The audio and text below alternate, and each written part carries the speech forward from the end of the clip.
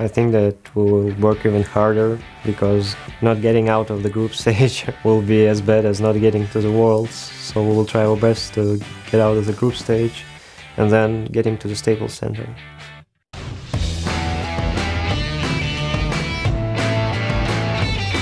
Season 3 World Championships live from Los Angeles, California. We are just minutes away from the showdown between Gambit and Ozan. But first, I'd like to welcome Vulcan's top laner. It is Psycho Sid joining me in the interview lounge. How's it to be here in the World Finals?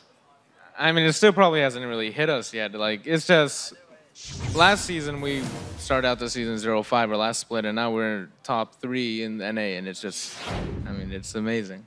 Well, let's talk about your first game straight away because you came up against Fnatic. You know, everyone was putting you down as it was either you or Fnatic or Gambit. They're going to finish second in the group. Everybody's insisting Ozan are going to top that group. How did that first game go against Fnatic? Because from here, it looked easy. Well, honestly, before the game, in my opinion, I thought it was going to be like either way, whether like one team could stomp the other, but it wasn't the easiest game. Even though it looked kind of easy from my perspective, I was the guy who just queued minions the entire game.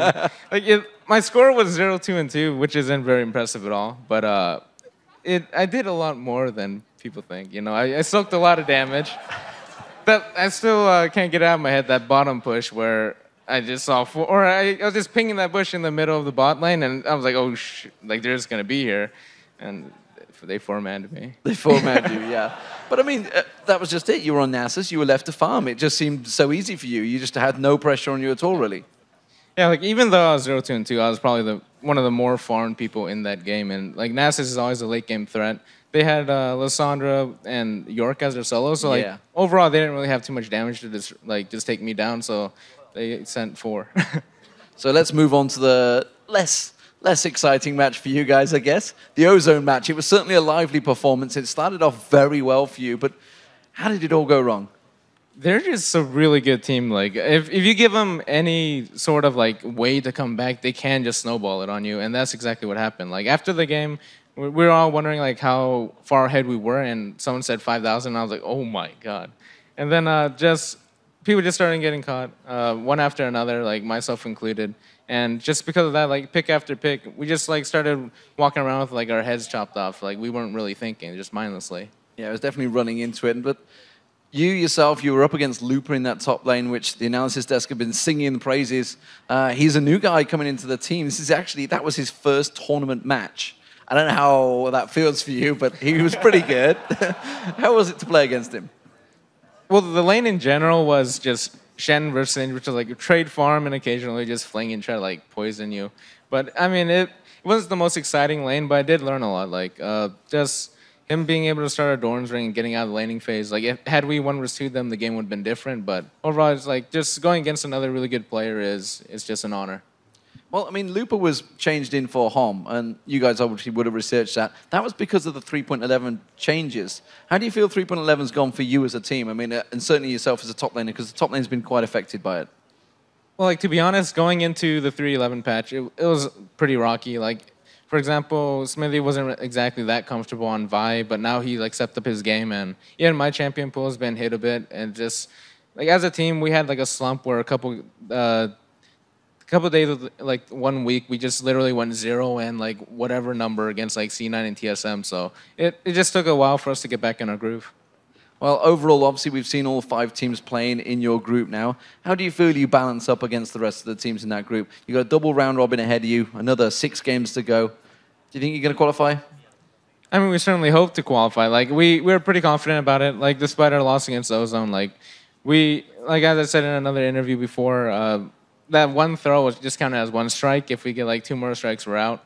But I mean, we go in feeling really great. Like especially after the win against Fnatic, it was pretty clean. Where I felt like I didn't do as much as I could have. My team carried me, and I was just happy about that. And hopefully they could carry me some more. Well, thank you very much, Sid. So we will be going across back to the action. But first of all, we're going to get back over to Riv and the guys at the analysis desk. Fail.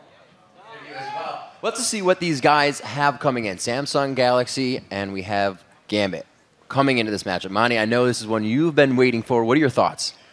I mean, I think Gambit played well in their first match, but they are going to have to step it up a lot against Ozone, and it'll be interesting. I'm curious as to what the bans are going to be, because we talked about that earlier, and it is extremely dangerous to let Mata have Thresh, but then you put yourself in a position where maybe Dandy gets Lee Sin, and he is incredible on Lee Sin, or you don't have as many bans for powerful champs in mid against Dade too. So who is Gambit going to try and shut down? You know, I feel okay about Alex in mid there, but the weak point here for me is Darien. I feel like Darien could get on tilt from Dandy just ganking him a couple times early, and that's what scares me for Gambit. Other than that, I have faith in the Russian boot camp.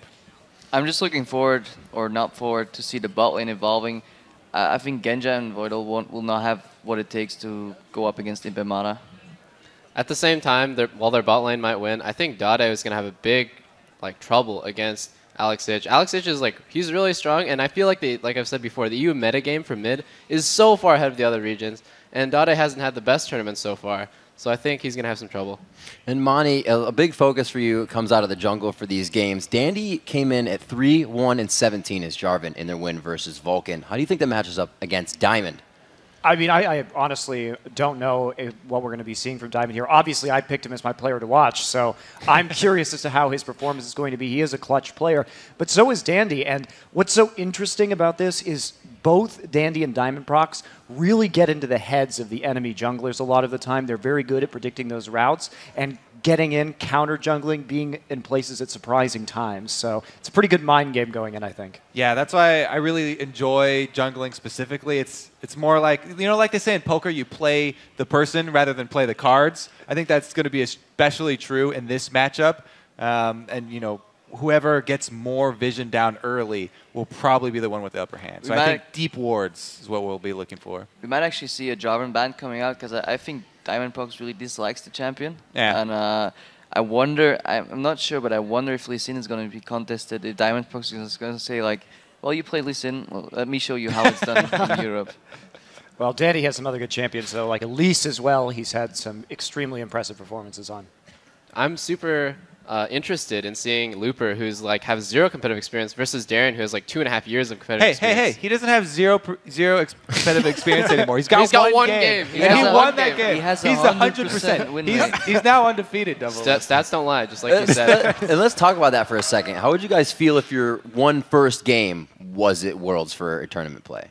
I'd be nervous. And I pulled off that teleport there to cut off Pekka. Yeah. I feel pretty good. He played so well in the first game. I would be so excited, and I would be the adrenaline would just be going through. You'd be like, oh my god, I'm gonna make these hyphy plays for this next game. I think it can get to his head negatively as much as it can affect him positively, because I know sometimes I get so excited that I just make a stupid decision and I just die. You have to remember, he's really hard to read. We have no research on him. What does he play?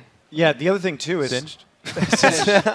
where you're talking about Darien going on tilt, and maybe Dandy will come up there and get some nice ganks off. Well, Dandy has great synergy up there for ganks for Ohm, but we don't know what that synergy between Looper and Dandy is, and to what extent they can read each other when those ganks come in. And so it's kind of a question mark. And Dandy spent a lot of time in the bot lane that last game. So Are we actually going to see a Singed ban come out, or are we going to see Shen open? I'm actually wondering, if they have Singed as an answer, are they going to give Darien Shen? Because Darien is notoriously really good on Shen and has a really high win rate with Gambit. So I'm actually wondering what's going to happen on that. Well, Mani, you were saying that if Ozone ever sees a Singed or whatnot, Shen comes out. So that's something they... Well, this is the first time Ohm didn't play Singed, but generally speaking in Korea, when there's a Shen that pops up, it's pretty much usually countered by that Singed pick.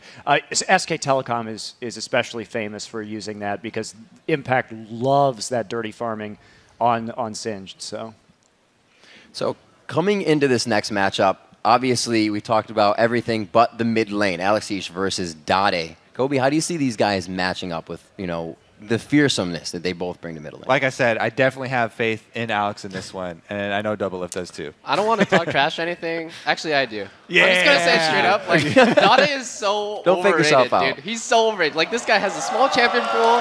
He got crushed by Cloud. I don't know, dude. I'm shaking my head. I've always said he's only good on Zed. No, it's interesting, though, because he was the MVP of Champion Spring, but I feel as well that he's fallen off significantly since then, and he also is very vulnerable to going on tilt. Does this guy even play AP carries? I've seen him play Zed. He plays TF. And, okay, he plays like TF. That's kind of an AP carry. And Ryze. That like barely counts. And then Ezreal. Those are the 4 champions I see him play most. But is your criteria for being overrated when Mancloud wins against you? Because that's not a very nice thing to say. No. I'm not saying that. I just think when Dada is hailed as like, oh my god, he's like super. He's like, people have told me before, especially like, I think Jat told me this, that when Dade loses, there's no way MVP Ozone can win. I think it's their bot lane that carries that team, not Dade.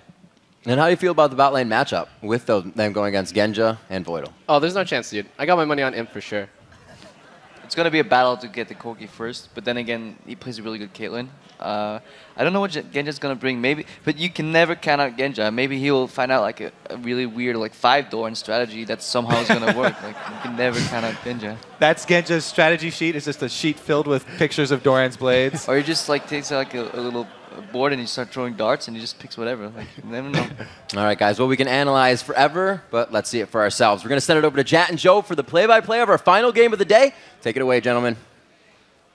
Thanks a lot, Riv. It is time for our 10th match of the day and the 5th battle in Group B as Europe's Gambit takes on Korea's Samsung Galaxy Ozone. So let's get straight into it and check out the starting lineup. Starting with the blue side and the Russians of Gambit Game. And I say Russians, it's obviously 4 Russians plus 1 now with Voidal from Estonia. And they are, of course, Darian in the top lane, Diamond in the jungle, Alexic in the mid lane, Genja the AD carry, and Voidal as support. Of course, on the red side, it is Samsung Galaxy Ozone with the new guy Looper in the top lane, Dandy in the jungle, Dade in mid lane, Imp, the famous AD carry, and Mata on support. And I have to talk about, or we have to talk about Jack, more importantly. Looper, again, we heard it a lot there from the analysis desk, but how good was his opening game for them? I mean, thrown in the deep end with Sharks and everything in there, I think is what you can compare that to. Into the World Championship, your first ever competitive game. Incredible. And while it's so nerve-wracking to play that, we also have to keep in mind, I think, the confidence his team has in him, because they brought him over as a sub with the chance that he would be used over Ohm in the top lane. And I think during their practice that they played, it had to be, they all just felt like he gave them the superior chance to win today. They're running him now for the 2nd game in a row, and I almost feel like because the synergy hasn't had time to develop between Dandy and Looper, he is going to play those champions that you can completely leave alone. So stuff like Singed will be very popular. Maybe even his Kennen. Both of those things I hear are beast for him. So let's have a look then. Gambit already got their 3 bans out there. Caitlyn, Lee Sin, Thresh banned out. On the other side, Aatrox, Zed, and that ever so popular Corki from today. Yeah, we heard the sighs from the crowd as Lee Sin got banned because we're not going to see the Diamond Prox Dandy battle for the Blind Monk there. But of course, if Shen's available at first pick, Gambit is going to take it. Yep. That's just the way Gambit plays. Or Shyvana, possibly.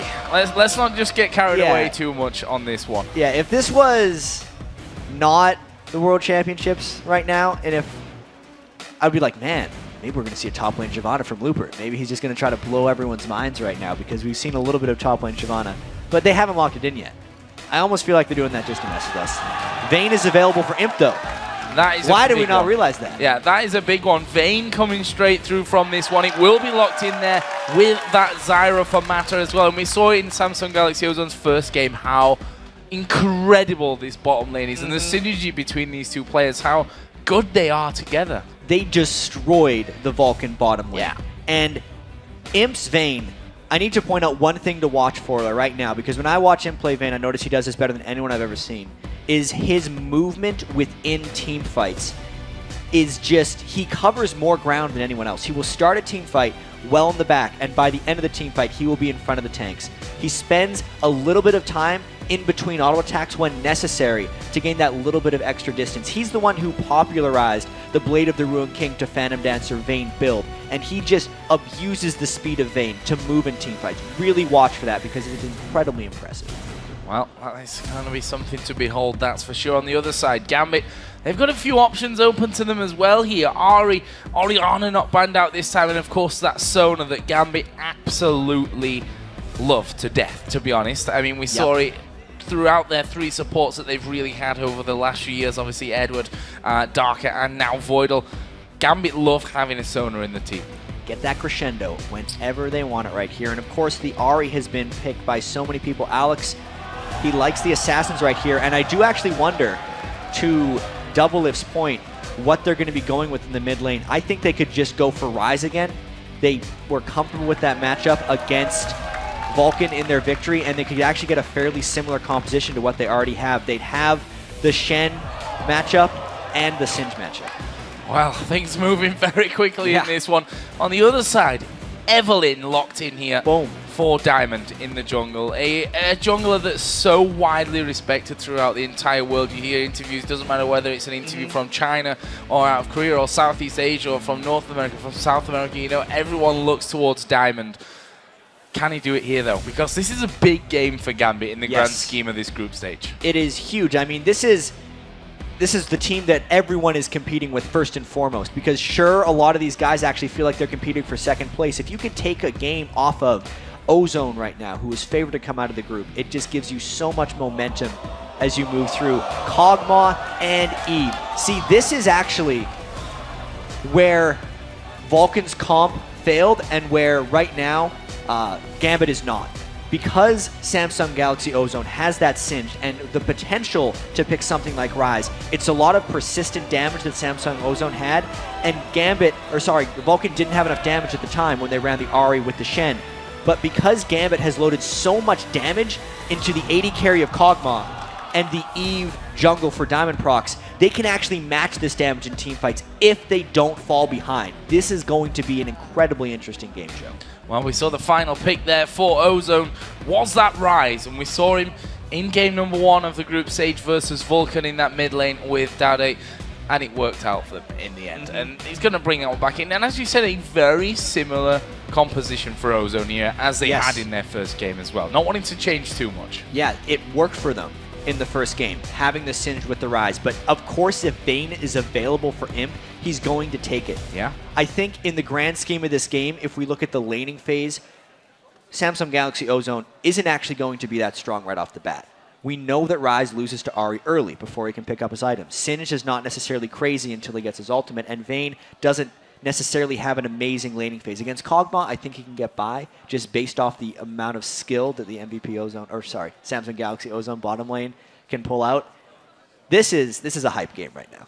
Yeah, and it's our final game of the day, so I expect you guys here in the crowd to be extra hyped for this one. Let's have a look at what you guys at home think of this the final game of our first day here. I'll get that one out there. And according to lolesports.com, it's a real close one. 56% of you believe that the analysts are all wrong, and Gambit is going to pull out this one. Wow. So the power of the bootcamping Gambit Gaming, they were so strong throughout Season 2, and they had to travel so much during the European LCS. They hardly had time to practice, and even with all of that, with maybe one practice day a week, they placed second in the spring split, and then third in the summer split. But now they have had more practice time than they've had at any point since, I gotta say, Season 2, and they were the powerhouses then.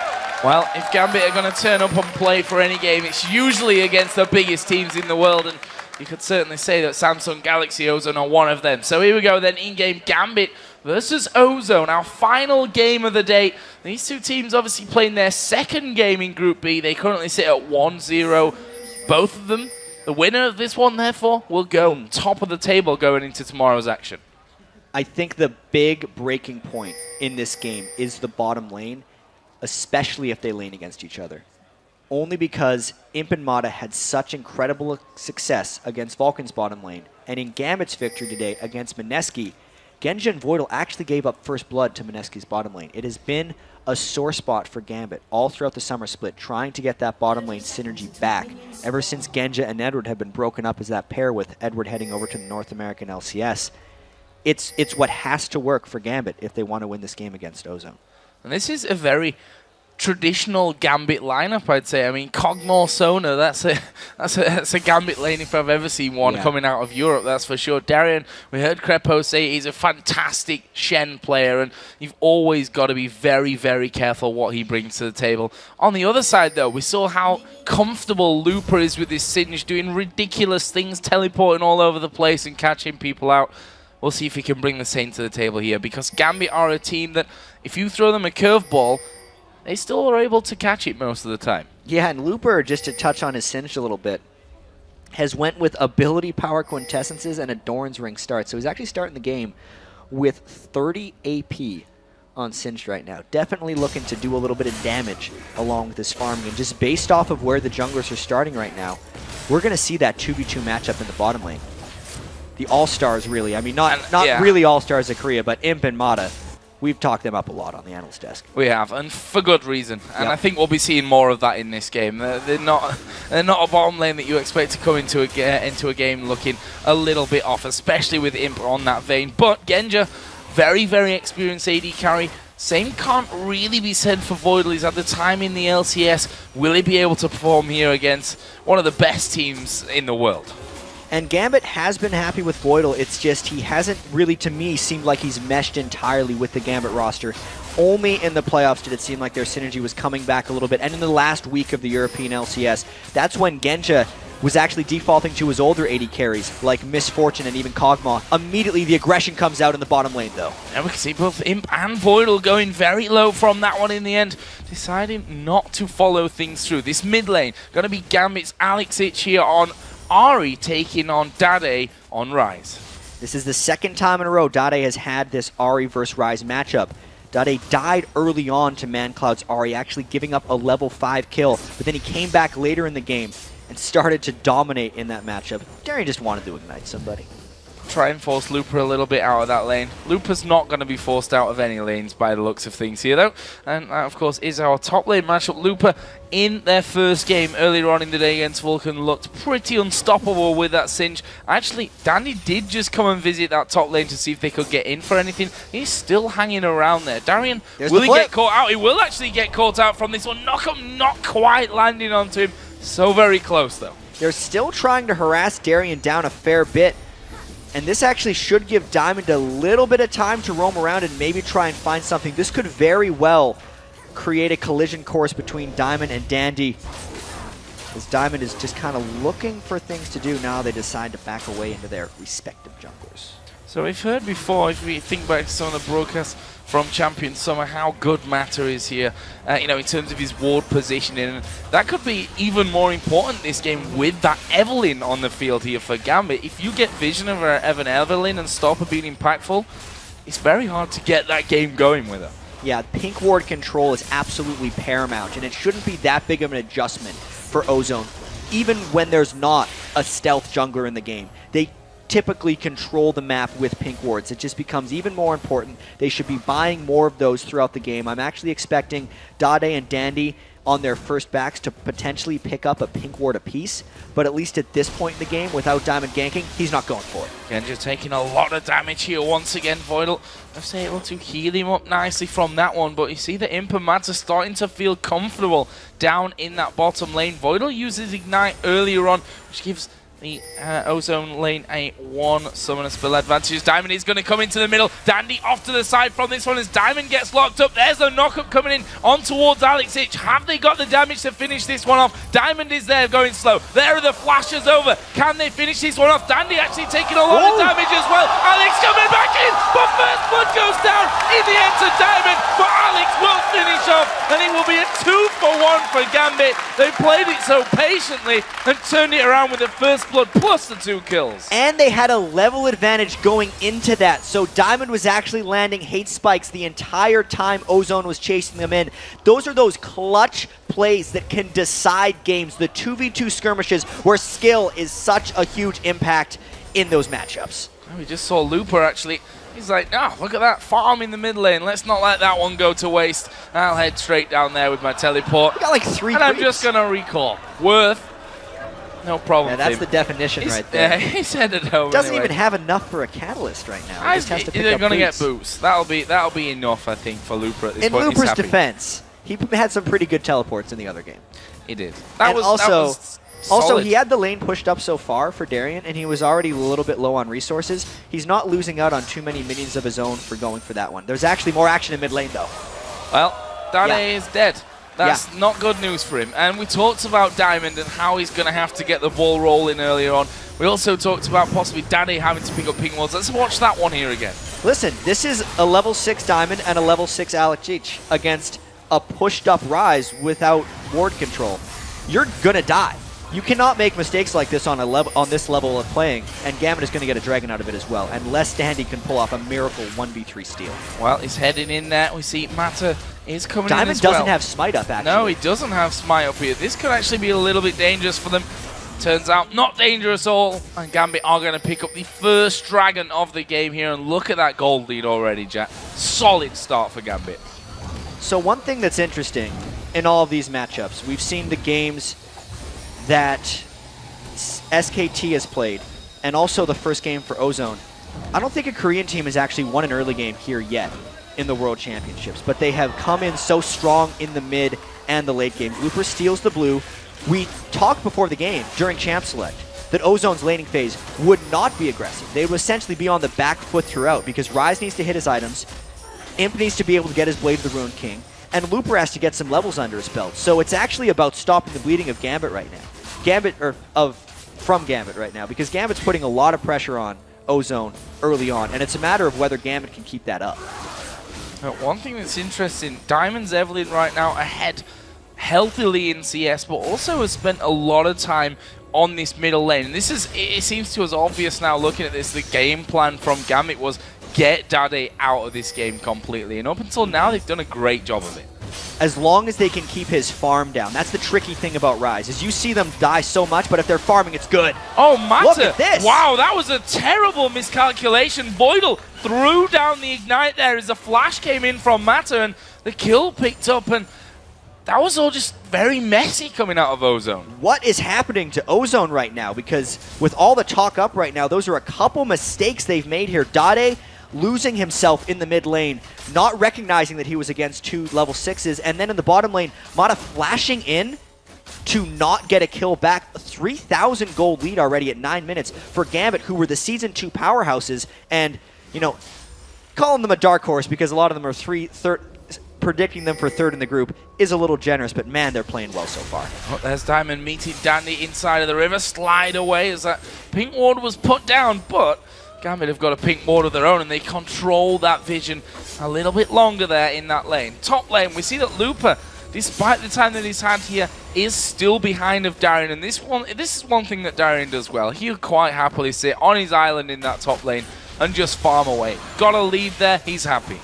And Dandy needs to make a lot of plays here to get to get Ozone back in the game. He had 90% kill participation in their win over Vulcan, and he's got 100% kill participation right now. They just got to get some more kills. He needs to be able to create for them. Well, here we see Looper stealing away Wolves at this point. He's got a couple of deep wards down there. Is the miss actually coming out from the jump? They don't care. They're going down for this one. There is Darien coming in. Misses the taunt, but he'll get the kill anyway. Now he's locked up perfectly between the turrets here fighting against Andy. Looper and Mata are coming in, though. This is going to be an extended fight, and Darien is in a lot of trouble. Let's see how good Darien's ninja skills really are. He waits in from this one. Ward gets put over the side. Darien will go in, and there is Imp, and they don't want to give these kills over towards that Vayne, but Imp in the end will pick that one up. It was a 1-for-1 trade in the end. Dade it was that went down, so he's continued to be shut out of this. Once Alex missed the charm, Gambit should have fallen back from that one. Even though they got a 1-for-1, it was killing a already behind Rise, and it gave a kill to the all-important Vayne that Imp is commanding right now. That is a good trade for Ozone, as we know they're going to be on their back foot for quite some time. They just need to hit their items, and then we're going to really start to see this game take off. Yeah, freezing up that lane nicely here is Imp. Have a look down his items right now, upgraded to those Berserker Greaves. Got himself that Vamp Scepter in there with a single Doran's Blade as well. On the other side, Phage coming out for Genja, along with the Berserker Greaves and double Doran's Blade. 2 games that we've seen Genja, and he's not picked up more than 2 Doran's Blades. Well, if he's going for a Trinity Force, he's got to pick a lot of components already. Double Doran's is already a little much for someone who does Trinity Force. Most Trinity Force users just go for the 1. He's hitting pretty darn hard here right now, though, and the Phage on Kog'Maw is actually a little curious. For some reason, I thought he was on Corki all of a sudden because I saw the Phage, but maybe we could see a Trinity Force Kog'Maw coming out here. This is a little weird. Well, if we're talking about AD carries and going a little bit weirder than the rest, Genja is possibly the prime example of that one. Meanwhile, Diamond is down on this bottom side. You see they gain that pink ward control. Imp is low. And Imp is in all kinds of trouble here. Stranglethorn's going to go down. Will it be able to escape this one? He's actually burning here as Looper comes down. There is Dandy as well. Now it's Genja that's in trouble. He will fall. There's a kill onto Boydle. And now Diamond trying to get away. Flashes out of the Cataclysm, but Looper is charging in after him, decides not to keep going with that one with Alex coming down, and in the end, it'll be a 2-for-0 for Ozone.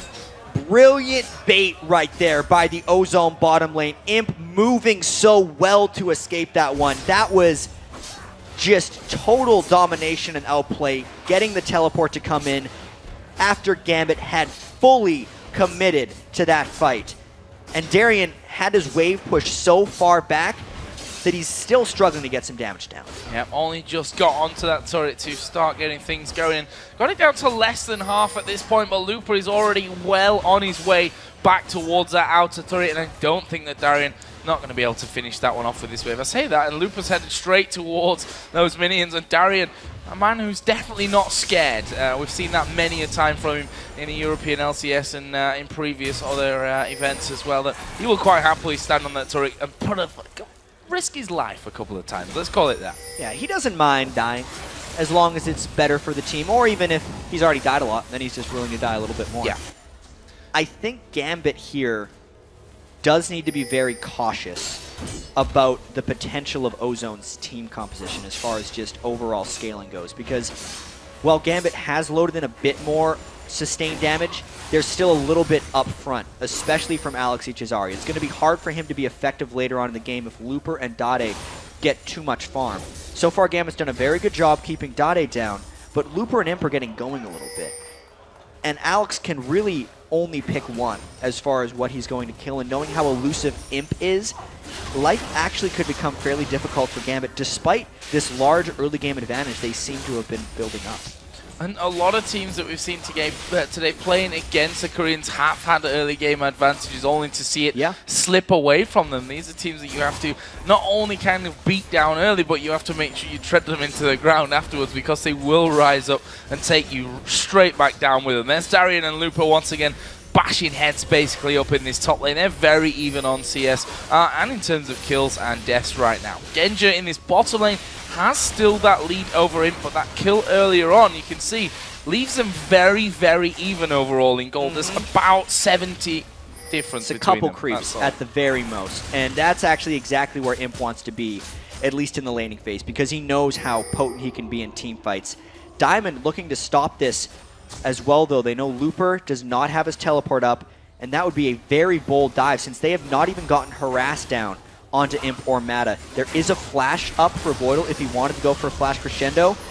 This is a very interesting thing. Diamond is still sticking around. If they get the fourth in for Alex, though, without counterattacks coming, it would be good. Diamond gets spotted. Yep, spotted there by that pink ward. Actually, he's going to go in here on towards Mata. Are they going to be able to get Shen involved in this one? Stan United coming down. Stranglethorns will stop it, but here comes Alex from the side. Mata blown to pieces, and Gambit forced them away. Should be able to get that turret here. Actually, the mini-wave actually pushing back against them. However, Dragon is available. Meantime, Looper is taking the top turret. 5-man squad for Gambit only results in 1 kill, and this isn't even really an objective gain because they lost one as well in the top lane. If they give too much lane control to Looper Singed, second game he's pretty much ever played on a big stage, and he's playing fantastically once again.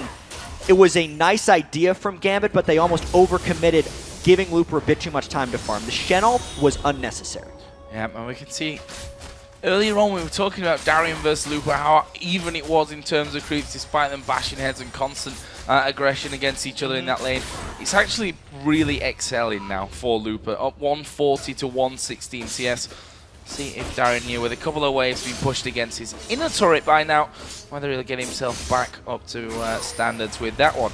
On the other side of things, we could probably check in with the items between the AD carries here once again. Genja picking up that Zeal, headed up towards that Trinity Force. That is going to be a Trinity Force Kog'Maw.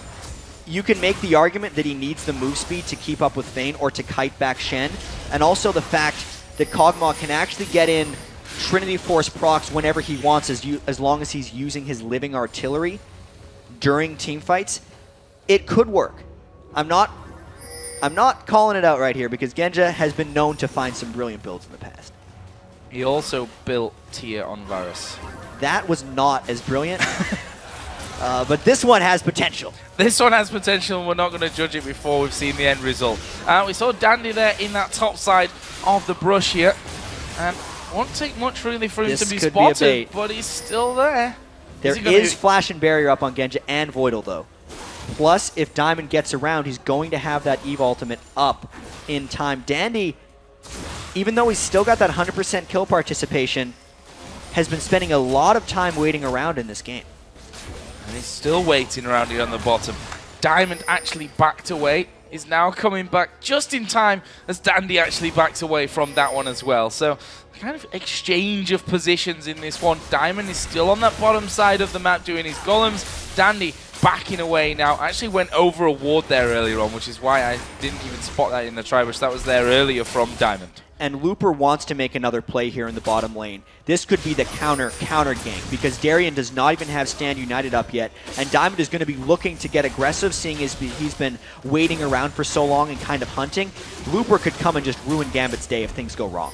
We have Dandy waiting off to the side. Diamond actually going to spot him here, and that's a crucial bit of vision that they've picked up. The blue buff is actually available. We'll see if they try and invade for this one. Alex had started to move around from that middle. This outer top turret is still alive despite all that free time that Darien's had in there. Let's not forget it was pushed up to pretty much his inner turret by the time Looper went down towards that bottom lane. That will finally get finished off here. First turret of the game for Gambit. These guys are trading a lot back and forth, and still a 4,000 gold lead is nothing to laugh at here from Gambit. Ozone came down from a similar gold deficit against Vulcan already today, 2 games ago in the group stage, so we cannot count them out here. Kind of checking in with Dade's rise. He's actually only 10 minion kills behind Alex, despite getting obliterated in the laning phase. If you're not shutting down Rise's minion farming and tier stacking, he is still going to be a potent damage dealer in the upcoming team fight. So Ozone is still sticking around in this one. And I always say, you know, the mark of a good team are ones that know how to come back from deficits. Obviously, it's nice to not get deficits in the first place, but playing League of Legends, that's going to happen from time to time. And every game so far today in the World Championships, the Korean teams have fallen behind early. OMG was able to close out SK Telecom, but other than that, Ozone came back in the first one, and they're going to have to do it again. Well, interested to see how Alex's impact will really sway this game here as well. That DFG now in there and finished, but he's been relatively quiet, trying to sneak down towards this bottom lane a couple of times. Didn't really get the free time to do that one, and has not been able to get in there on towards Dade either for a 1 versus 1 kill. So he's been relatively quiet from that one. It's not obviously going to stay that way. This game kind of quick at the start, a little bit slower as the last few minutes have ticked away, but at some point this one's going to explode. Gambit has been doing a phenomenal job just keeping up right now. Alex with his Deathfire Grasp, even with the defensive build from Dade, but Voidal can't get caught like that. Here's a fight. Got the crescendo down from this one. Stranglethorn's coming in. Voidal going so very, very low. Looper has teleported down as well. But look at him taking so much damage. We'll have to use the barrier. Cataclysm goes down. Darien going to charge on through. Here comes Diamond and Genja. They've managed to get the slowdown. Looper charging on the way back towards his turret with that ultimate and his ghost running. And now Alex moving in. Misses the charm. That's not going to allow him to lock up the rise, but a 2-for-1. Brilliant turnaround from Gambit. Getting the teleport out and then still coming out on top. That fight was all about Darien closing onto Imp. Imp tried to make his textbook escape, but barely Darien was able to track him down. Gambit roamed with Ozone and came out on top. This is going to be turret number 2 here for Gambit going down in that bottom lane. 20 minutes, 50 seconds on the clock. And a 6,000 gold lead coming down now for Gambit as well. Looking very, very promising for them as Alex here going to get engaged upon by Dade. Look how low it's taking him. Alex forced to use his ultimate to get away from that one. I really have to give credit to Dade for the pick of Rise, not necessarily his early execution of Rise. Oh, look out, Darien. Oh, stunned over the wall, stunned against the wall there. Actually, Imp, nothing that he's got there to follow up. Obviously, used that flash earlier on. Darien lives. The timing of that, though, was exceptional for Ozone because they know there's no Darien in this potential Dragon fight. There's also no Crescendo for Voidal. If Gambit wanted to contest it, it is extremely dangerous. I think Gambit should just go for a lane, but they're actually pinging. Diamond wants to try and steal this. Diamond coming around, actually getting rid of that pink ward there. That might allow them to force some pressure as Ozone start to engage. Daddy is a little bit isolated and he's forced a flash back to the safety of his team. Funnily enough, though, it bought Ozone enough time to pick up Dragon. All right, so they're trying to get some objectives back, but since they actually took a lot of damage in that fight and now the Shen is returned, Gambit could just get a turret right for this one. Yeah, maybe more. Maybe more here. They've got complete positional advantage. See Danny just sliding on through to get behind that turret to defend it, but where's the rest of the team? They need someone in. Loopers off to the side. Ozone might look to fight this one as the turret's going very low. Gambit initiate! There is a throw of Alex H back in. He will just spirit rush straight back out as a Crescendo comes down. Looper though. Dandy's already dead. Taunt from Darien. They're not finished. Matter. He's going to get finished off. It's now Imp and Danny to save this fight for them. Diamond comes around the side. Imp still charging on down onto him. Is he able to get him? Yes, they were able to finish off in the end. That was a passing of Zyra actually that got the kill. But that will be a 3-for-1 and 2 middle turrets. And you were right, Joe. This game is speeding up. Dragon right into 2 turrets and a big team fight. Imp trying to get some sneaky moves going on, but Genja and Darien are there to stop him. That last fight was really just Ozone almost trying to put up a bit of a last stand. This is becoming a 7,000 gold lead now, and unless Ozone starts taking some significant risks, they're going to lose out in the overall gold game and just lose their ability to hold out. And Gambit are not generally a team that throw away leads. We'll discount the game against CLGU back in the day because that's a different story altogether. But generally when this team gets ahead, they're able to hold it. They know how to win games a lot of the time without even taking Baron. I'm not sure that this will quite be that kind of cutthroat finish game that they're looking for. But if we look down the items, we see they have so much burst potential with both Diamond and Alex carrying DFGs now. And that is actually Diamond's textbook or signature Eve build. So many other Eves will just stack the magic penetration, but Diamond loves to go for that Deathfire Grasp just to amp his ultimate even more as he's trying to initiate these fights. Gambit may actually have some issues actually turret diving on top of Ozone just because the Zyra exists for one, and because their main initiator, who is Diamond, might catch turret aggro in a bad place. There's also a lot of things that can just mess up their dive when you consider the Shen and the Cataclysm that could be coming out from Ozone. So despite this 7,000 gold lead, Gambit is definitely not clear sailing for this game. Certainly not. And a team like Ozone are a team that will capitalize on any little mistake that Gambit put down in this one. We're 25 minutes into this game already, and again we're moving to somewhat of a slower phase after an incredibly successful push up that middle lane coming out of Gambit to really build that lead out. 7,000 gold is currently the lead that they're sitting on. 4-1 in turrets, 11-6 in kills, and if we look at the kills, to just touch on them, spread perfectly through the team. Yeah, the only thing, you know, they really couldn't ask for more, actually. Because I'm thinking about the things they need to be able to do against a team with the tankiness of Shen and Ryze and late-game team fights. And everyone actually needs to kind of be able to hold their own if you're Gambit Gaming right now. It's just, it's working out masterfully for them right now. Genja, his Trinity Force build, still being weird, going Infinity Edge afterwards. He's also picked up his Distortion Boots. He's really just going for that extra bit of mobility and does not want to get caught in a bad spot by either Jarvan, Singed, or Ryze. That's what he needs to do on Kog'Maw, because he'll get to the damage just because he's Kog'Maw. The item build doesn't matter as much as he thinks. Do they dare start off Baron? They've got vision control of that top side of the Ozone jungle, but do they dare start it off at this point? There is the burst coming down on towards Matter. Stan United going to get involved. Are they going to go for this one? They're managing to force them away. They are going to go for the fight. Crescendo comes through. Darien knocked up by the Strangle Thorns as Looper gets involved as well. But look at Ozone. They're one by one being taken down. Imp got into the middle of them. They need to lock him out of this one. He will be finished off. It's Genja that picks that one up. It's a 4-for-2. Can Danny escape from this? He gets taunted up. Flashes towards the back to Genja, but he goes down. ace. It's a triple kill and an ace for Gambit. And Genja is just locking on to whatever is closest and destroying it. He is shredding through Ozone right now. That was a fight initiated by Alex and then re-initiated by Diamond. Gambit, that boot camp is paying off for them right now. They are in control of this game.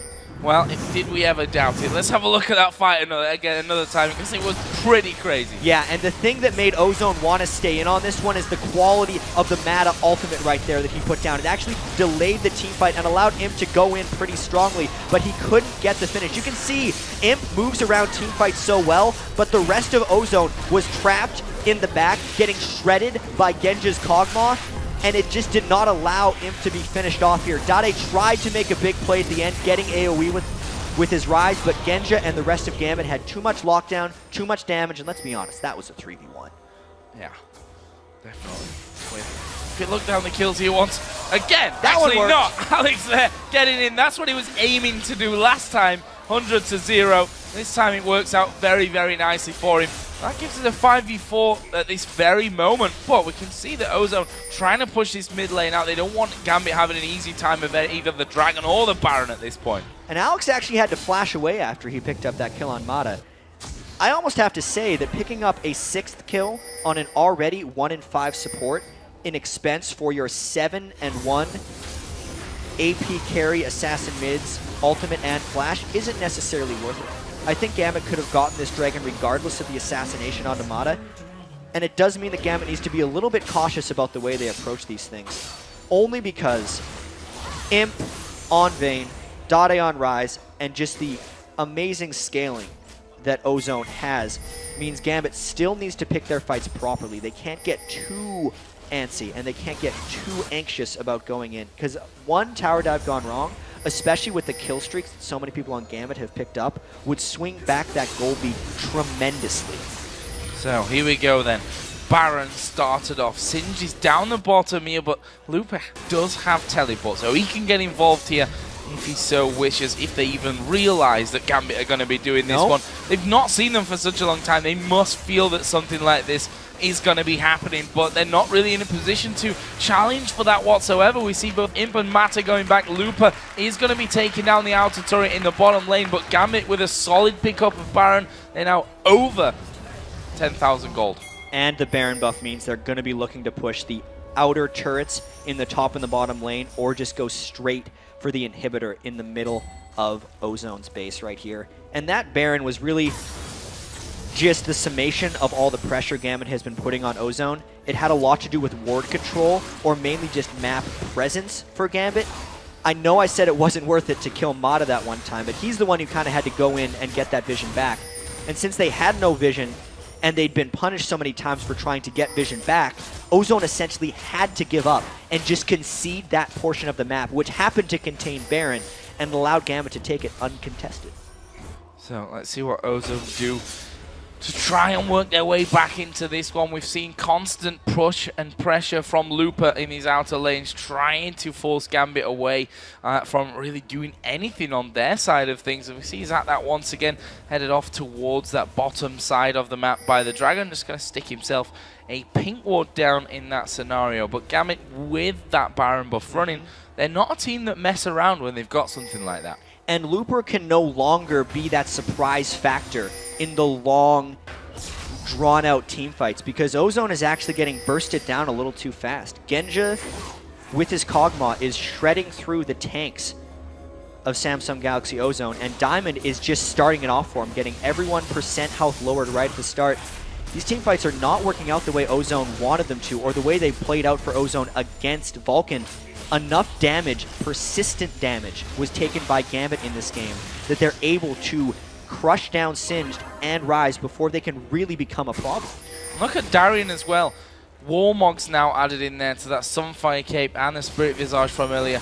He is not scared of dying now. I mean, he never really is anyway. Doesn't matter what items he's got, but at this point, he's probably feeling like he's on top of the world, and they may come in. Yeah, Diamond is looking to go in the back here. This is the danger turret, I like to call it. This is the turret where teams get aced, but Gambit says, yeah, we don't need that. We're going for the middle inhibitor. This is something they do really well, and we've already seen it from them earlier when they took 2 turrets in that mid lane. This one gives them a third. Just a simple positional play there, catching Ozone out, and Darian is looking like he wants to go for a taunt. This is a very curious fight right now because while if they catch a charm, they can burst out any member of Ozone. Ozone could fall back to the double Nexus turrets, and it could be a dangerous dive. There are so many free treats outside of that spot for Gambit right now. They're just going to go and take those. This outer turret is one of them.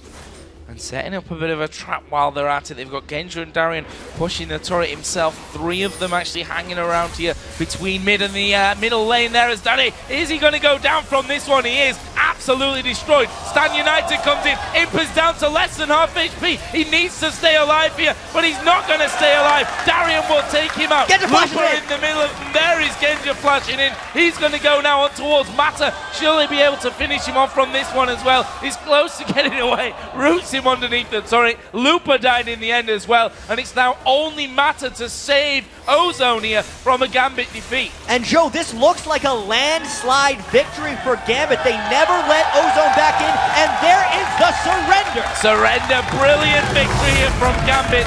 A well-deserved, thoroughly deserved victory, I'm going to say there, because what a performance coming out. We wondered which Gambit were going to turn up here to the World Championships because, my gosh, we've seen quite a few different variations of them throughout this last summer split.